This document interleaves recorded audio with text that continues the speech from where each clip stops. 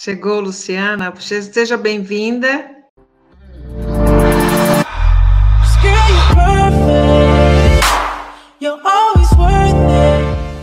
Sim. Então, gente, dando início aqui à nossa live, que seria live, mas não deu certo no Instagram. Verdade. Alessandro, seja muito bem-vindo. Essa daqui é uma série de entrevistas que os alunos do curso de edificações estão produzindo, estão, assim, superando as expectativas de qualidade, né, de assuntos tão novos aí para a gente abordar. Apesar de ser tecnologia da construção 1, né, os assuntos estão sendo, assim, muito interessantes. Tem assunto aí que a gente não para de falar. Mas aí eu vou deixar para a Luciana conduzir a entrevista. Boa tarde. Hoje a gente vai começar, no caso, que seria a live, né, para o nosso canal. A professora vai estar disponibilizando a gravação depois no YouTube. E, assim, muito obrigada por ter aceito o nosso convite, de ter disponibilizado um tempo para a gente. Eu gostaria de saber, na verdade, como que você chegou a esse assunto, você como arquiteto, como que você chegou a essa questão de materiais não convencionais? Agradecer o convite, né, que a Gisele fez para mim e agradecer também a você, Luciana, por estar proporcionando isso para mim, tá? É a primeira vez que eu faço esse tipo de evento. Bom, você perguntou como que eu cheguei, né, nessa linha de pesquisa, né? Na verdade, assim, eu sempre acreditei, né, e continuo acreditando, eu até falo para os colegas e para os alunos, que eu sempre acreditei que a nossa construção como pessoa, como indivíduo dentro da sociedade, é uma construção daquilo que a gente vai aprendendo, vai adquirindo, né, no decorrer dos anos, na nossa vida, né? E, na verdade, por conta do próprio curso, né, arquitetura, eu sou arquiteto, e então a gente sempre teve muita curiosidade de como as coisas são feitas, né? Então, desde criança, brincando de Lego, brincando de carrinho, fazendo carrinho, desenhando, né? Desenhando em muro, desenhando na calçada, desenhando caderno, desenhando documento dos pais, né? Então, a gente sempre teve essa curiosidade de como as coisas funcionam, de como as coisas poderiam funcionar se a gente pudesse mudar alguma coisa. Então, acredito que eu acabei chegando nessa questão de materiais não convencionais, né, por conta da minha própria formação, da arquitetura, né? Então, desde criança, eu fui muito instigado em construir coisas, né? E muito instigado em desenhar também, por conta de coisas de família, né? Aquilo que a gente sempre quem tem familiar que já está num determinado ramo, né, de serviço ou de qualquer outra coisa, né, acaba se espelhando nisso, né? Então, desde moleque eu lembro que eu escutava meus primos ou então os amigos mais velhos falando: ah, mas meu pai sempre fez desse jeito e eu estou acostumado a fazer assim. E isso, com o tempo, acabou surtindo um efeito contrário, né? Tanto é que na minha família, meus pais são bancários, não tem nada a ver com arquitetura, né? E acho que eles esperavam que eu trabalhasse em algo, digamos, convencional. Eu acabei partindo para o lado não muito convencional, apesar da minha família ter construtor, meu avô era carpinteiro, tenho primos desenhistas, né? E eu sempre gostei muito de arte, principalmente de música, então a arquitetura acabou me abrindo esse leque. Então, tudo acho que começou por coisas não convencionais, né? Eu sempre gostei de esporte não convencional, sempre gostei de atividades não convencionais, atividades ao ar livre. Eu acho que isso foi induzindo para esse caminho, né? Então, na faculdade, é engraçado que eu não trabalhava com materiais não convencionais do tipo que eu tenho estudado hoje, que são materiais naturais, né, para a construção civil. Eu acabei indo para uma vertente de utilizar materiais industrializados, né? E depois, com o tempo, a gente vai vendo outras coisas e acaba entrando nessa vertente de utilizar materiais não convencionais, aí talvez eles não sendo mais industrializados, né, mas eles sendo manufaturados em loco, ali na própria obra. Então, acho que isso acabou me direcionando para essa linha de pesquisa, né? E aí acabei né? Acabei ficando encantado por esses tipos de materiais, né? E principalmente por conta de você poder trabalhar utilizando o que você tem ali no local, né? Então, tipo assim, eu vou construir alguma coisa, o que eu consigo construir, né? A partir disso daqui, né? Então, o que eu consigo fazer a partir do que eu tenho em mão, né? O que eu tenho aqui próximo. E acho que foi isso que acabou me levando para essa pesquisa. Entendi. E hoje, o que você me diria, qual é o cenário atual do uso desses materiais na construção civil? Luciana, hoje em dia, a gente percebe, né, que uma tendência ainda, vou dizer local, talvez regional e talvez até nacional. A tendência ainda é muito forte por conta daquilo que a gente está acostumado, né, que é a construção, né, falando em construção civil, né, acho que é o que a gente está aqui hoje discutindo, ou pelo menos colocando, apresentando aí como tema, né? Sim. Então, na construção civil hoje, ainda tem muita resistência em modificar o sistema construtivo. Então, a gente tem hoje muito a alvenaria convencional, né? Alvenaria de tijolos de barro, tijolo queimado, né? Por conta de ser uma técnica muito fácil de se trabalhar, né?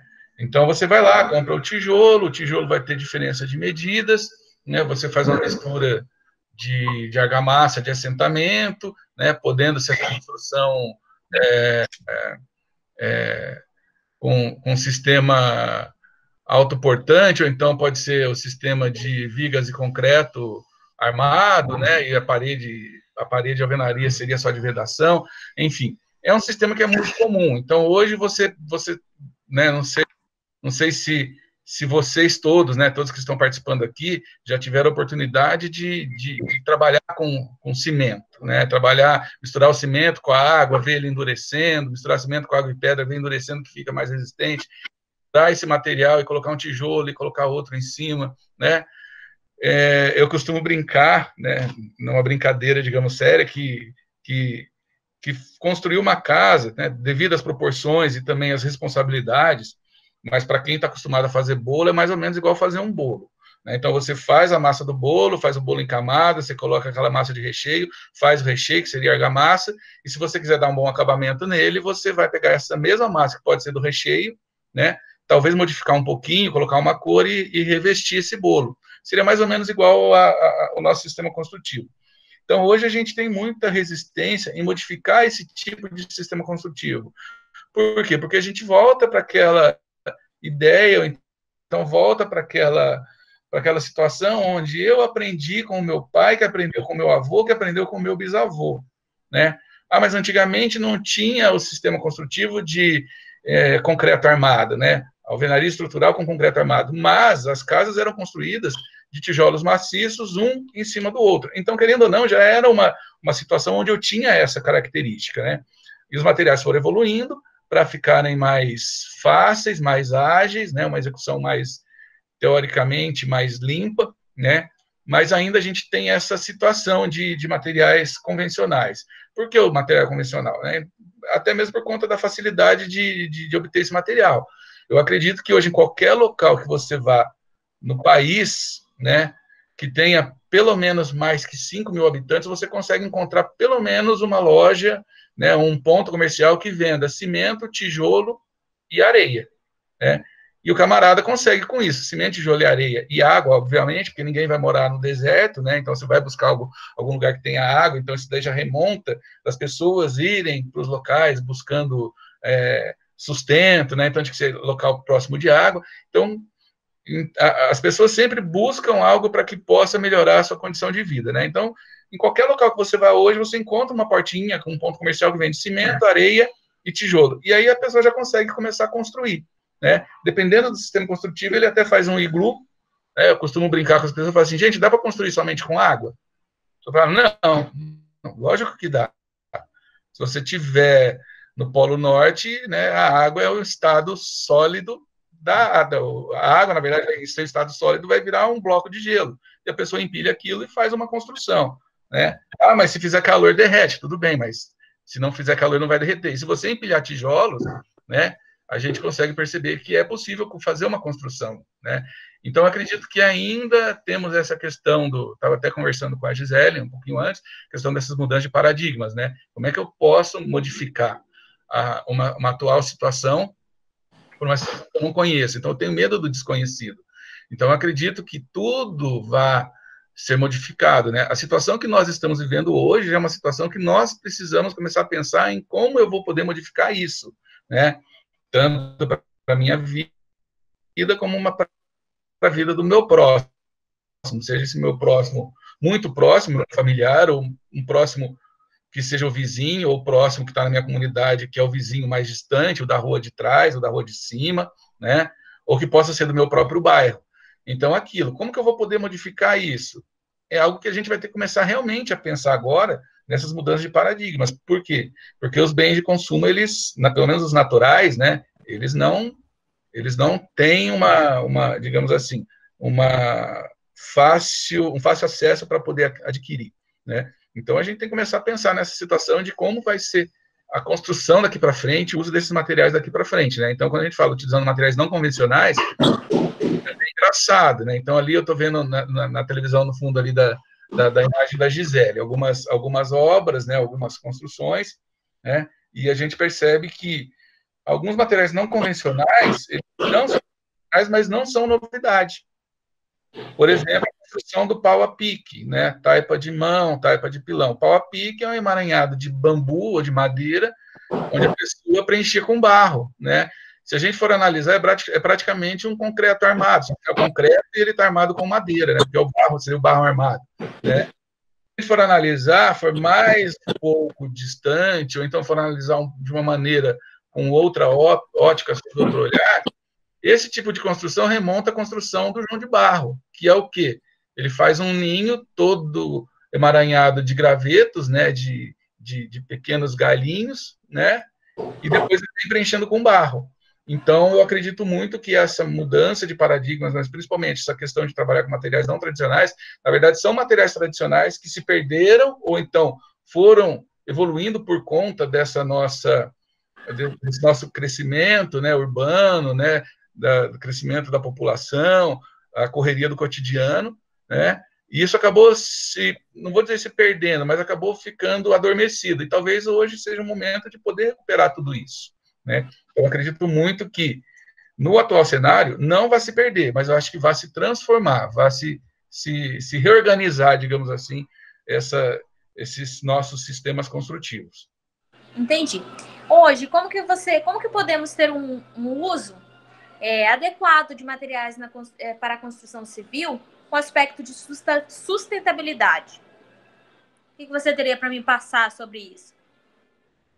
Olha, se a gente for seguir a literatura, né? Assim, quando eu digo seguir a literatura, a gente for ver o que a literatura diz com relação à sustentabilidade, pelo menos a maioria dos autores, né? É que a gente tem que consumir os bens, né? Os recursos naturais, né? Esses materiais naturais ou industrializados de maneira consciente, né?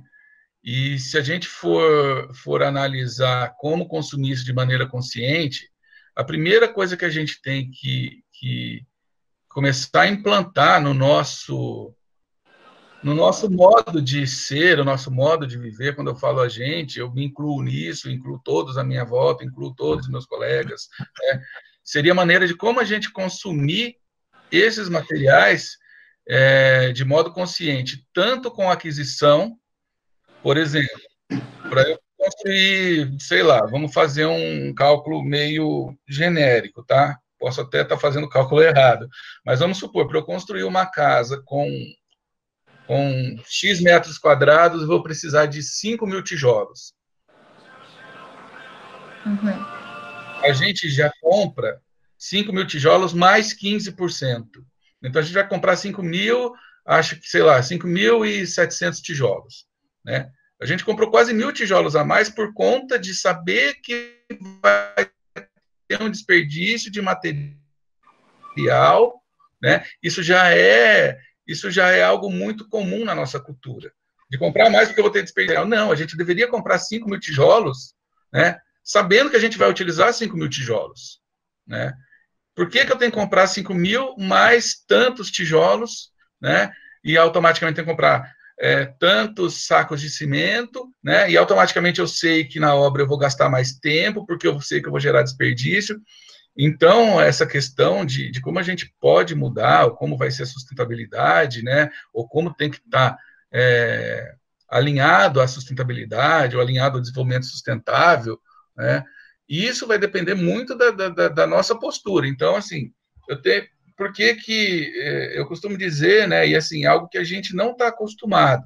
Talvez, né, em grandes capitais, tipo São Paulo, ou até mesmo aqui em Campo Grande, né, estou aqui de Campo Grande, as obras que são de estruturas metálicas, ou essas novas tecnologias, tipo steel frame, né, wood frame, talvez tenha menos desperdício por conta de aquilo já ir para a obra bem especificado ou bem delimitado, né? Agora, em grandes capitais, ou até mesmo nos países mais desenvolvidos, né, pode procurar na internet, prédio na China construído em 15 dias, né? É uma diferença que lá demora-se 1 ano para fazer um projeto para poder executar em 1 mês, né? Aqui a gente tem o costume de que eu tenho que fazer o projeto em 1 mês, às vezes em 1 semana, né? E as pessoas acham que a gente consegue fazer em 1 dia, né? Parece produção de padaria, cada 1 hora sai uma fornada de pão, né? E demora 1 ano, 1 ano e meio para fazer a obra, e às vezes a obra não fica boa, porque não segue o projeto, não segue aquelas premissas do que foi indicada. Então a gente já começa a projetar sabendo que vai gastar 15% a mais de material, vai gastar 15% a mais de dinheiro, vai gastar 15% a mais de tempo, né? E você vai ter 15% a menos de saúde na sua vida, porque tudo isso vai impactar de alguma maneira, né? Eu poderia estar com esses 15% fazendo outras coisas, né? Podendo colocar sei lá, ar-condicionado. Mas se eu colocar ar-condicionado, quer dizer que minha obra não vai estar adequadamente confortável nos quesitos, né, de conforto ambiental, né? Mas dependendo da região, você não vai conseguir viver sem ar-condicionado. Mas eu posso pensar em construir utilizando de dispositivos naturais, tipo uma árvore, posicionada numa posição onde eu vou ter uma menor incidência de sol, né? Então, tudo isso tem que estar embutido. Então, às vezes, a gente tem que perder um pouco mais de tempo no planejamento, né? Para ter mais alegrias e mais sucesso na edição, tá? Então, acho que a sustentabilidade, eu não posso pensar só em eu tenho que economizar material, porque eu tenho que gerar menos resíduo. Não, tudo isso tá, pelo menos é uma coisa que eu acredito, né? E, assim, não é fácil a gente essas premissas de sustentabilidade, né, no nosso dia a dia, mas é algo que a gente tem que pensar em bastante carinho em fazer, em utilizar, né, e aquilo que a gente tenta pregar, o que a gente acredita, a gente tem que tentar utilizar no nosso cotidiano. Então, acredito muito que, até mesmo para a construção, a questão da sustentabilidade vai ter que ser uma mudança de conceitos, né, de conceitos do nosso próprio dia a dia, coisa que antigamente as pessoas já utilizavam e já faziam, né? Por exemplo, hoje a gente escuta muito a questão da compostagem, né? Então, vou fazer compostagem. E isso aí eu acho que a mãe já fazia, né? Pegava o lixo orgânico e e jogava lá no quintal, né, num buraco, colocava uma lona em cima, colocava folha, aquilo virava adubo para as galinhas, que seria de alimento para eles, né? O sabão, a gordura que sobrava, utilizava para fazer sabão, carne de lata, né? A questão do teto verde, que eu estou fazendo um projeto com teto verde, que é um projeto contemporâneo, é uma novidade. Não, porque antigamente as pessoas já utilizavam teto verde, né? E isso antes da avó, da minha avó, né? A questão do reuso de água. Não é de hoje que reusa essa água. Hoje a gente precisa ter o reuso da água, porque hoje está difícil, está começando a ficar água escasso e caro, né? A questão da iluminação natural e ventilação natural, né? Não é de hoje que tem essa preocupação. Antigamente eles se preocupavam, né? A mesma questão da luz do sol para poder colocar o varal. Vou colocar o varal lá fora, por quê? Porque o sol vai secar. Na verdade, o sol vai matar alguns germes. Ajuda a secar por conta do calor, mas é o vento, né? Então, uma coisa, eu acredito muito nisso. Alessandro, Oi. como eu tenho uma irmã também arquiteta, e eu me inspirei hoje nessas imagens, porque quando a gente fala de materiais não convencionais na construção civil, todo mundo acha que é aqueles caixotão, né? Mas você, como arquiteto, a gente pode também criar, né? Criar um projeto bacana, uma fachada, né? Interessante com esses materiais, né? Eu acho que já tem alguns países que utilizam desses materiais sem problema nenhum, como o caso do bambu, né? O caso até do tijolo prensado, né? Mas eu acho acho que a minha bandeira também é isso. Você faz uma fachada bacana, você faz um projeto bom com esses materiais, né? Porque hoje a casa ela pode também ser autossustentável, né? E eu acho que a gente, a partir desses alunos hoje, você, né, que também é professor, está na área, eu acho que cabe a nós também levar essa bandeira também, para as pessoas começarem a questionar, né? Eu acho que a gente é um fórum hoje, a universidade, né? A educação, ela tem que ser realmente levantar bandeiras aí também, né? Para saber que existem outros alternativos, que a construção civil, ela é uma indústria que mais polui no planeta, né? No planeta, Sim. e ninguém toma conta disso. As pessoas estão se ligando um pouco hoje, porque elas estão vendo que o recurso que a gente tem no meio ambiente, ele é finito, né? Assim como a água. Tem previsões aí horríveis em 2050 aí, que eu não gosto nem de imaginar, né? O que pode faltar aí de recursos naturais, né? Né? Uma das coisas que você comentou, né, a tua irmã é arquiteta também, tem algumas imagens, e ela também pesquisa sobre isso, né, aquilo que eu comentei logo no começo, né, que até hoje eu sou muito curioso,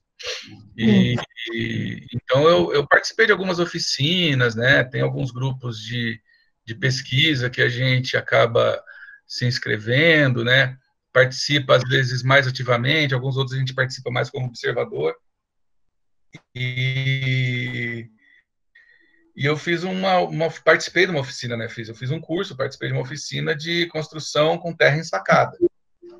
Né?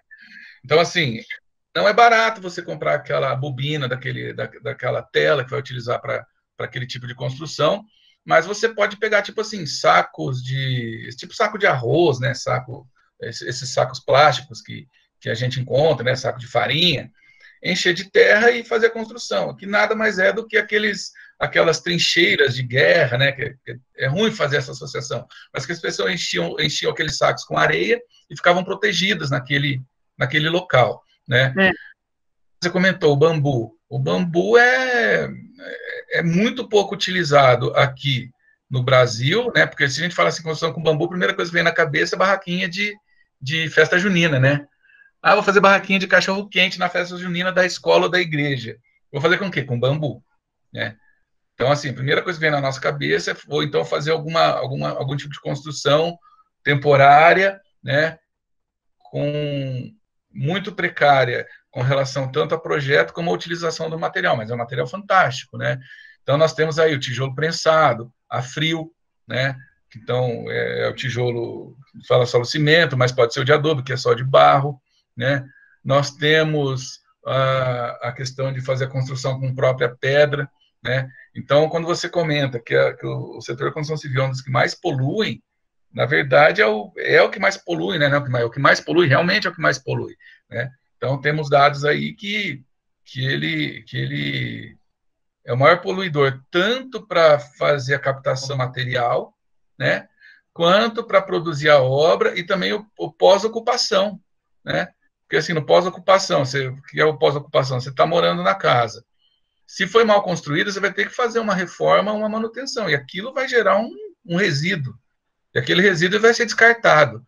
E, tipo assim, se não tiver no processo do ciclo de vida desse produto ou desse processo produtivo, que seria a construção civil, aquilo vai ser descartado em aterro sanitário, em lixão, ou vai ser descartado no quintal do seu vizinho, se tiver vazio o quintal, né? Se tiver um terreno baldio.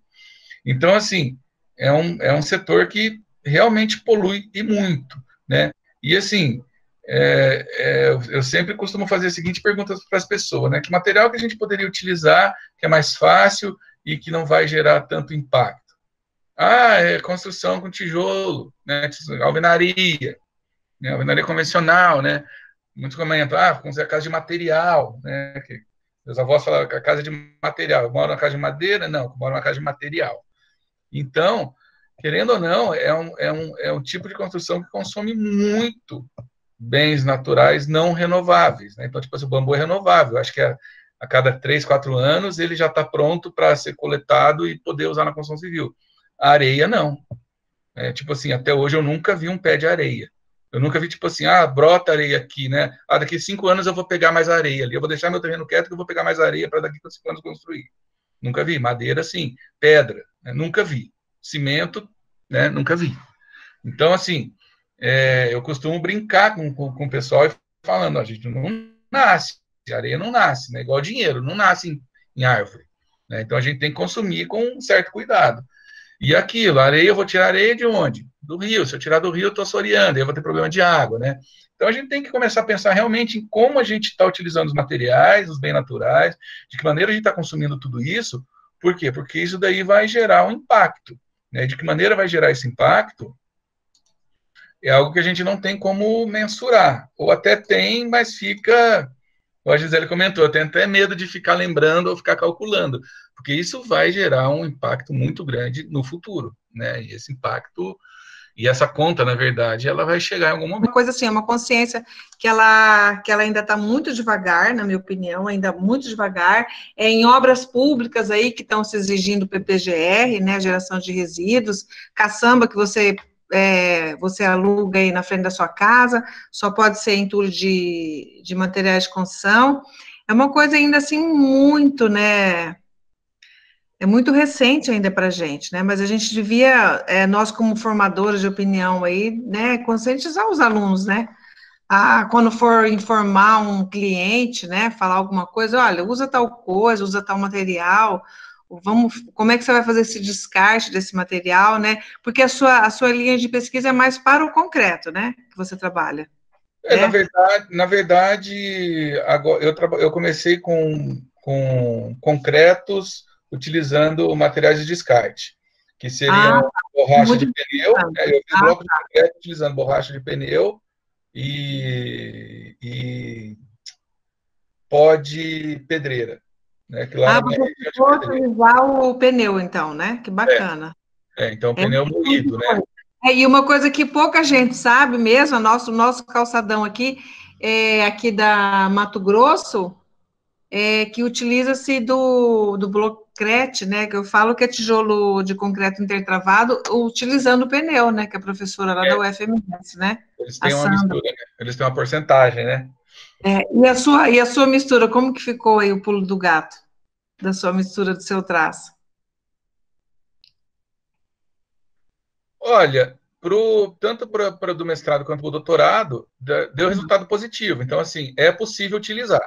Né? Então, os resultados eles ficaram com a quantidade mínima necessária para utilizar como vedação. Né? Aí você fez assim, muitos corpos de prova, tudo, né? Para o mestrado, eu acho que foram 50 corpos de prova. E eu consegui fazer também. E lá eu fiz até o modelo do bloco, que daí lá nós utilizamos o bloco com a forma aproveitando o material reciclado. Então, assim, a forma era de madeira, que vinha de obra, né? Que eles usavam a madeira lá, as tábuas de eucalipto. Isso eu fiz lá no Paraná, lá em Londrina. Então, a gente usava madeira que vinha de obra, né? Então, foi feito um projeto, foi feito um protótipo. Primeiro fizemos um protótipo em 3D, depois fizemos o primeiro protótipo físico, em tamanho de escala real. Ele está em algum lugar, o teu protótipo? Não, o físico real não, já nem sei onde nem sei se existe mais, na verdade, né? Só tenho agora o virtual. A professora lá da UFMS, vou lembrar o nome dela, ela fez um protótipo, né, em escala real, 1 para 1, lá na UFMS. Como que é o nome dela? Ela é japonesa, gente. A Nag? Sim, a Nag, ela fez, eu estive lá conversando com ela, tudo.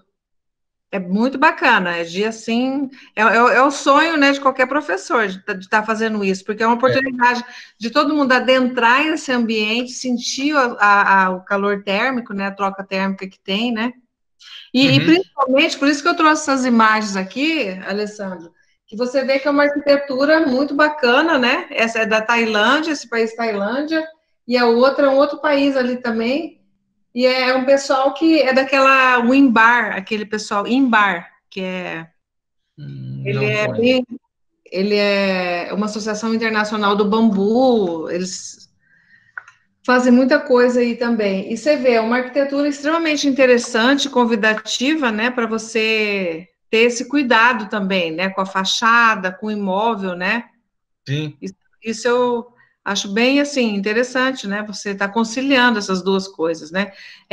Países como Colômbia, outros países, né, saudade da Marney, minha orientadora aí, ela visitou muitos países e ela trazia para a gente as amostras, mandava vídeos, sempre envolvendo a gente com esses assuntos, né? Uhum. Justamente ela que realmente me trouxe esse conhecimento aí também, muito bacana da pesquisa. E a gente vê hoje que o impacto, ele minimiza, né, o impacto ambiental. E isso é uma tradição, assim, de se usar esses materiais, ela é milenar, né, Alessandro? Sim, sim. Ela, né, é o que eu estava comentando, não é de hoje, né? Isso daí já é utilizado, pesquisado e difundido há milhares de anos, né? Então, vendo essa imagem que você colocou no fundo, quando eu morava lá no Paraná, quando na época eu fiz o mestrado, mas até antes, né, os colegas lá de Londrina, o professor Jorge Daniel, ele tem essa pesquisa com relação à modulação e uso de madeira em obras, o professor Zani também, né? E a minha região é uma região muito forte com relação à construção em madeira, né, que é em Londrina. E nós fizemos vários projetos, mais fora de Londrina do que em Londrina, em parceria com outro arquiteto, até hoje ele trabalha muito com isso, utilizando eucalipto tratado. Né? Ah, Eucalipto tratado. Então, você pega a tora de madeira, faz um projeto todo modulado, né? Então, fizemos projeto residencial, projeto comercial, né? Todo com eucalipto tratado, utilizando cobertura de sapê, né? Em algumas obras, algumas outras utilizando cobertura de barro. Quando eu comentei que eu fiz aquela oficina de terra ensacada, sim. então nós fizemos uma unidade habitacional, que é para uma comunidade em Minas Gerais, né?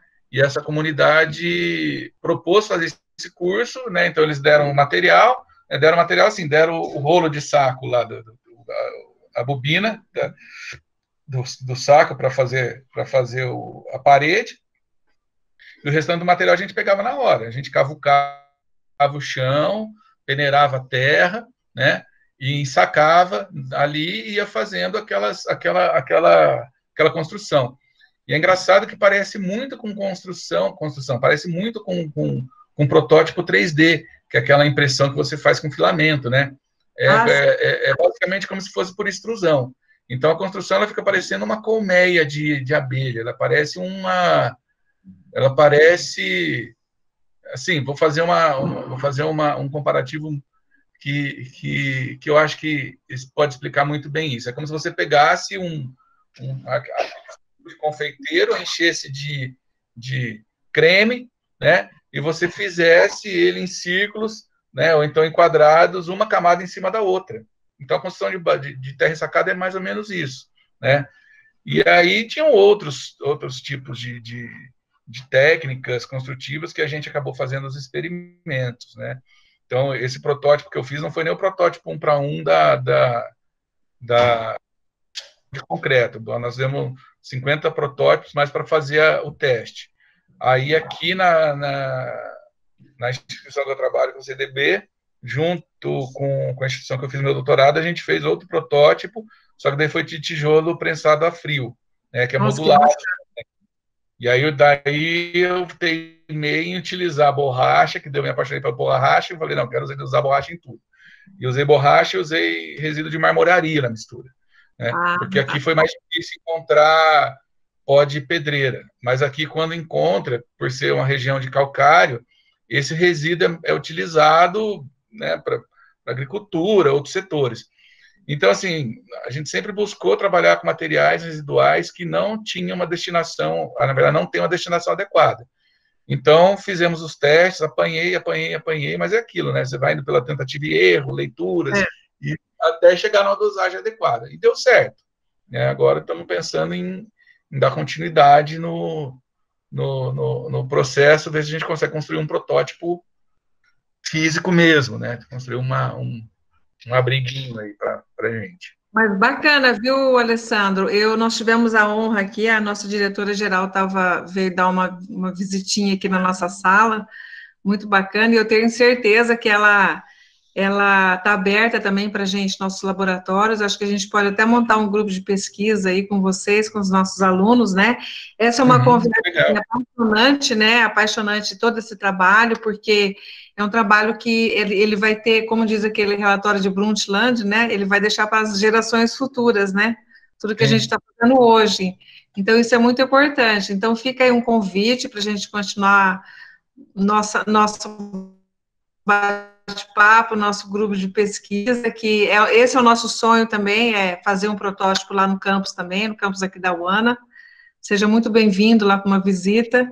E eu aproveitar para dizer que, vocês todos aqui permitirem, eu gostaria de deixar esse material também no nosso canal do YouTube, né, Gisele Estrela, porque assim os outros alunos vão ter condições de assistir, muitos do pessoal da noite trabalham, né, mas de qualquer forma todos estão tendo acesso, e a produção de vídeos também que a gente está fazendo, que é projetando código de obra, sabe? Esse projetando código de obras é um outro cuidado, que quando você olha para o terreno, para o lote, você tem que ver vários procedimentos, né, vários itens aí, né? Você como arquiteto sabe até melhor que a gente aqui, né? Então é isso que a gente está procurando, tá? Procurando produzir esses materiais que vão ser de ótimo conteúdo, né, também. E vamos ver se a nossa Luciana aí tem mais uma pergunta, porque se deixar para mim aqui, eu vou estar o dia inteiro, a noite inteira conversando, né, Alessandro?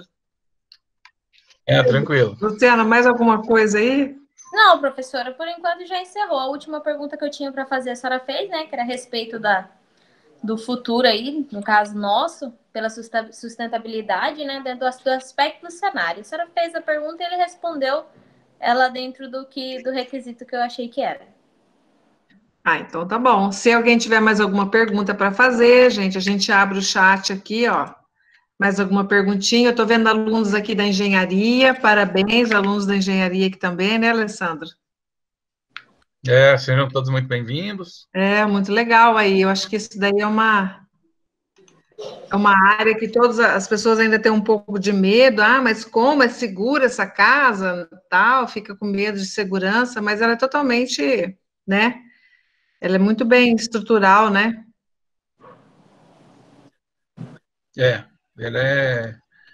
Ela não é com nada construído, digamos, nada executado à revelia, né? Principalmente se tem um profissional que tá assinando, né? Está colocando ali sua assinatura e sua responsabilidade, né?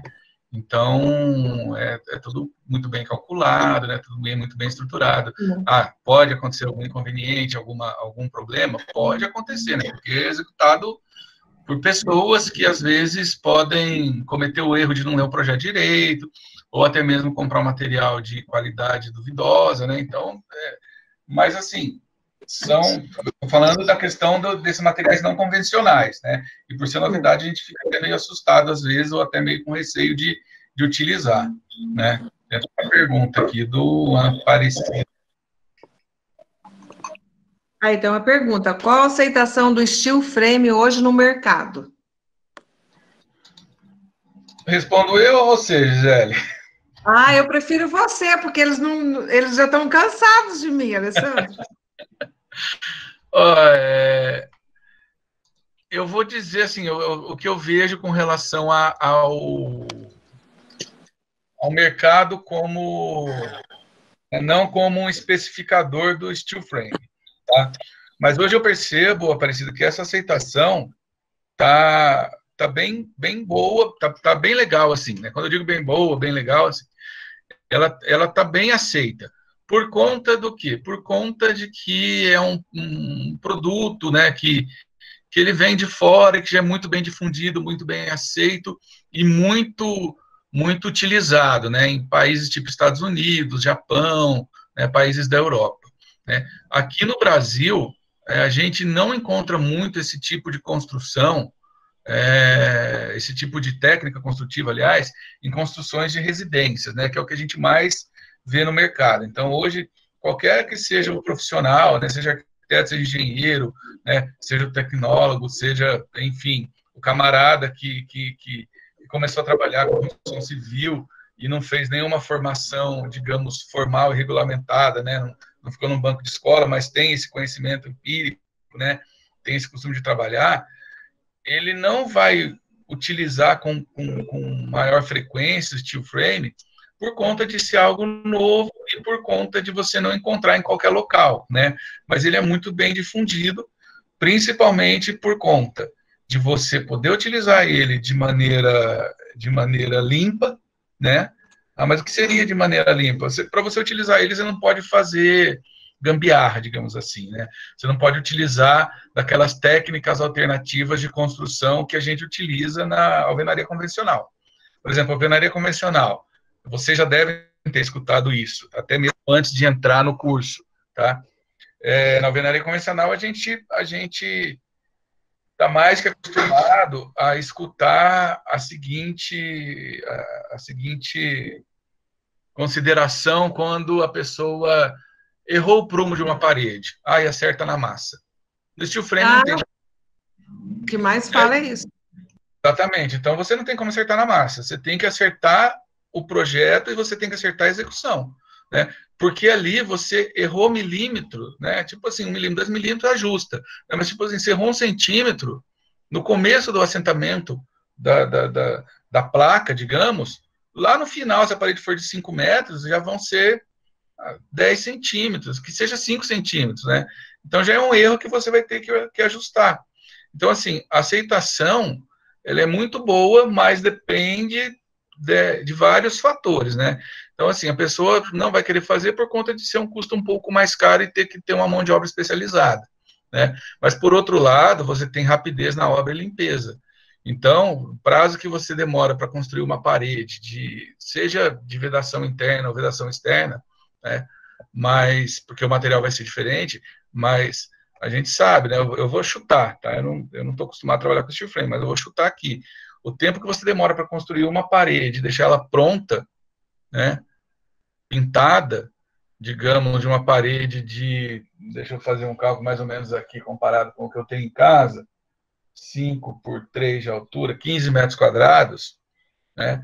Você vai demorar um dia, né? Para 2 dias, vamos colocar. Um dia você coloca a estrutura e já, né, e já reveste ela com a placa, e no outro dia você vai, de manhã você faz passa o gesso, né, e à tarde, se o gesso secar rápido, à tarde você pinta. 2 dias você termina, tá? Por exemplo, ficando. Se uma parede de 15 metros quadrados na alvenaria convencional, que você vai ter que levantar a parede, aí você vai recortar a parede para passar a tubulação hidráulica elétrica se ela não for aparente, aí depois você vai rebocar aquilo que você recortou, né, vai preencher, depois você vai rebocar, vai emboçar, aí você vai passar a massa corrida, aí vai esperar tudo isso secar, porque não seca de um dia para a noite. Aí vai pintar para poder utilizar. Você pode colocar 10 dias, então já, né, não dobrou o tempo, né? Quintuplicou esse tempo. Então, assim, a aceitação, ela só não está sendo maior por conta de alguns empecilhos, seria essa questão da mão de obra e, às vezes, o custo, mas tem outras coisas que facilitam, né? Sem dizer que a obra fica mais leve, né? Não vai gerar tanto entulho. O entulho que vai ser gerado, você consegue devolver, né, para uma empresa de reciclagem, que, vamos supor, a ferragem ele consegue reutilizar, e o problema é só a placa, que daí vai ter gesso misturado.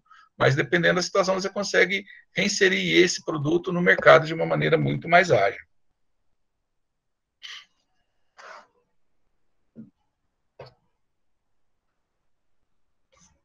Ligar o microfone. Eu tive a oportunidade em 2017, que eu ia muito nas aulas lá no CDB, e aquela rua que você sobe, que dá naquele portão dos fundos, como chama aquela rua? Eu não sei o nome daquela rua, mas estavam construindo 3 sobrados lá, todo nessa tecnologia do steel frame. Mas olha, aquilo eu parava quase toda vez, eu entrava na obra e perguntava. É demais, ela é super segura. Vocês fazem toda toda a impermeabilização por fora, né? Todo aquele tratamento por fora. Cheguei até a ligar para o arquiteto também, e ficou muito bacana também, a fachada, tudo mais, né? Mas o Aparecido está com uma perguntinha aqui a respeito de norma técnica. As normas técnicas de frame, as mesmas da construção convencional? Aí, o que você acha, Alessandro? Eu sou por fora. Olha, eu como não trabalho com steel frame, e assim, às vezes que eu indiquei, né, por exemplo, eu estou fazendo um projeto que provavelmente eu vou indicar o steel frame para parede de vedação interna, né, tipo assim, dividir um quarto com outro ambiente, com outro quarto, né, eu dividir o quarto para sala, né, a indicação é de utilizar o steel frame. Eu vou ser bem sincero contigo, eu não sei lhe dizer se a norma técnica do steel frame é a mesma da construção convencional. Até porque, na construção convencional, se a gente for seguir norma técnica, por exemplo, como eu falando em projeto, a gente vai seguir normas técnicas com relação a código de obras, lei de zoneamento, que é a questão de abertura, questão do material, ver se ele é adequado para aquilo que ele está sendo proposto, né? A questão de alturas, né? A questão de índice de elevação. Então, assim, o material que vai ser utilizado não vai interferir na questão projetual, né? Então, eu acredito que normas técnicas para utilizar steel frame deva ser diferente por conta do uso em si, né? Então, a estrutura de steel frame, se for uma estrutura, acredito que aguente cargas, né? Então, vamos supor, se for uma parede que não seja de vedação, né, uma estrutura leve, que vai ser somente de vedação, não vai ser para suportar carga, ela vai ter um código, vai ter uma norma específica, né? Mas eu não consigo te dizer se ela é mesmo da construção convencional. Mas, assim, as regras com relação a aberturas, a rampas, a escadas, independente do produto, elas vão ter que ser seguidas, né? Agora, a gente sabe que tem que ser um produto que tem que ser durável, que não possa gerar nenhum tipo de risco para o usuário. Mas como é um material ainda novo no mercado, né, ainda não tem nenhuma norma a respeito disso. É que nem a norma do Adobe. Na quarta-feira que vem, eu vou falar com o professor, que é o Perazzo Barbosa, que ele realmente compôs a comissão brasileira para escrever essa norma do Adobe. Então, quer dizer, é uma coisa nova também. Então, mais para frente, eu tenho certeza que vai se montar uma comissão, né, se o mercado reagir ou não quanto ao uso, né, para a gente ter uma norma brasileira, mas com certeza devem se seguir as normas internacionais, que é o que mais tem, né, Alessandro? Principalmente fora do país tem várias normas, né? Então, Mas o nosso prédio aqui da reitoria, que é lá na Ceará, eu acompanhei lá trato. Toda a ambientação interna, todas as divisórias foi de steel frame, foi toda feita com drywall. Foi a proposta do arquiteto também. Eu achei uma ótima opção, porque uma coisa assim que eu até pedi para a empresa lá, eles queriam fazer a paginação do piso por ambientação. O que eu pedi? Não, faz aquele espaço inteiro de piso cerâmico, que vai que você muda a ambientação, aí você vai ficar limitado naquela paginação de piso, né? Aí eu achei uma ótima ideia, porque se mudar depois, como estão mudando agora, os ambientes ali, fica aquele piso, né, independente de qualquer coisa, né, mas foi muito bom, porque tem 3 ou 4 tipos para parede de gesso acartonado, que a gente fala no português, para acústica, para áreas molhadas, foi uma ótima opção, a rapidez, limpeza de obra, na montagem também não teve problema, né, não teve problema, foi muito bom. Hoje a gente sabe que tem porque a gente fala assim, vou fazer em steel frame, né, eu vou fazer esse tipo de material, né, o gesso acartonado, enfim, e eu fico limitado que eu tenho que fazer tudo quadradinho, no máximo com ângulo de 45 graus. Não, tem empresas que fazem paredes, né, tem empresas que fazem aplicação desse material de maneira que a gente nem acredita, né? Nossa, como é que está sendo feito isso, né? Nossa, dá para dobrar o gesso, né? É igual madeira, né? Então, é feito todo um tratamento, mas assim, não é algo que você vai chegar na obra e vai dar aquele start, vai dar aquela luz que você vai pensar, poxa, eu poderia fazer isso aqui curvo, e agora eu vou fazer curvo.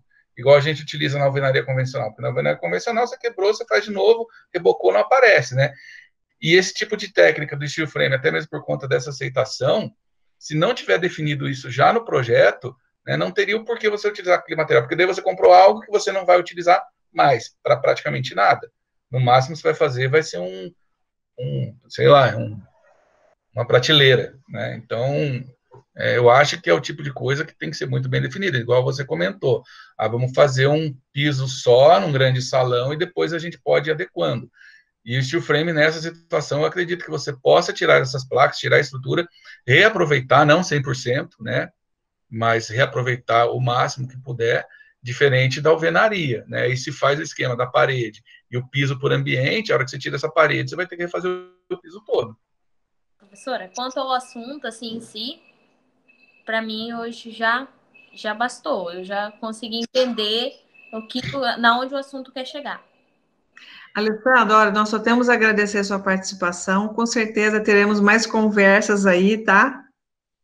Tá ótimo, eu que agradeço o convite. Para todo mundo que esteve aqui com a gente. Estamos esperando mais alguma pergunta aí para o Alessandro responder. E só Aparecido que perguntou, né, Aparecido? É só ele. Eu acho que está todo mundo meio com vergonha de perguntar. Tá, beleza. Não com vergonha. Mas tá bom, viu, gente? Não vou tomar mais o tempo de vocês. Foi muito boa a conversa. A gente saber que tem pessoas aí tão, né? Tão bem assim, com essa cabeça aí no futuro, né, Alessandro? Acho que todo mundo, né? Mas todo mundo, né? Tá pensando no futuro. Uns com mais, como é que eu posso dizer? Uns mais conservadores, outros menos conservadores, né?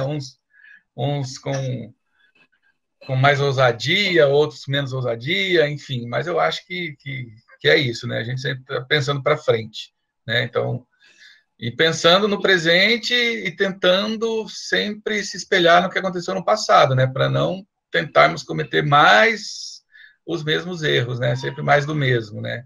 Que fatalmente a gente acaba fazendo, mas enfim. Vamos aí. Está sempre atento, né? Está sempre atento. Né? Mas tá bom, então, gente. Muito obrigada para todo mundo aí, tá? Um abraço para todos. Vamos deixar o vídeo depois no YouTube para vocês. E um abraço, tá? Obrigada. Tchau, obrigado pelo convite. Um abraço para todos. Obrigada.